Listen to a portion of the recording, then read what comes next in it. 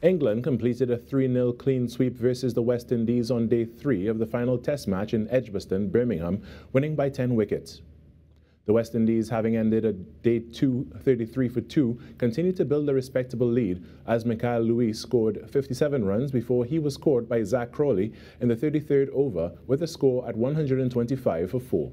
Kavem Hodge also gave West Indies cause for optimism when he struck back-to-back fours off wood, one through mid-wicket and the other a beautiful drive to get a half-century of his own at 55 runs. The remainder of Windies' batting lineup would be later dismissed with them all out on 175. Chasing only 82 runs for victory, Stokes finished unbeaten on 57 with fellow left-hander Ben Duckett after regular opener Zach Crawley suffered a broken finger in the field. Stokes thrilled supporters with some great shots in a carefree knock which included 9 fours and 2 sixes as the hosts charged to their 82 run to the target in just 7.2 overs.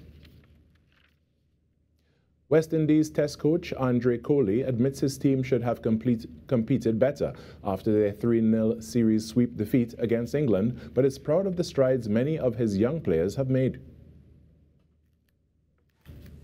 There would have been a lot said about this being a walkover. Obviously, we should have competed better, but we did show a lot of fight during the series. From a batting standpoint, I was very pleased with our scoring rate, tempo, especially in the second Test match, and to a lesser extent in this one. The fact that a young Hodge was able to score 100, following up what he did in Australia. Joshua De Silva appeared to have been coming to some kind of form, and Jaden was able to extend his run coming back from injury, having played some county cricket, showed really good form. West Indies Test coach Andre Coley mentioned that he's hoping to build on the positives made by his young players. Results are important. A lot of times we focus on the outcomes, and obviously that's important. The focus for us going forward, and always has been on the process.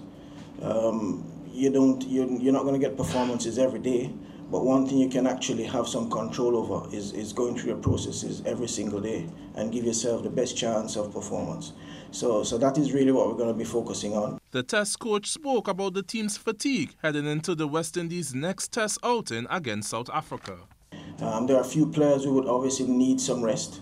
The bowling group, for instance, would have played all 3 Test matches, so some consideration has to be given to them in terms of rest.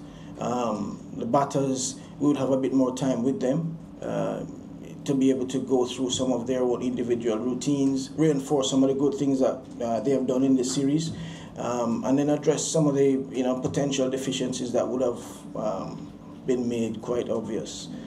So definitely there is a window for us in Trinidad. Maybe the next, we will be off for sure. The guys will get a couple of days off after the flight home, and then we will have maybe about 4 days that we will just look to address that.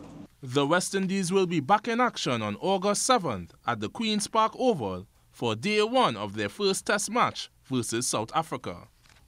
Adrian Lazar, TTT Sport.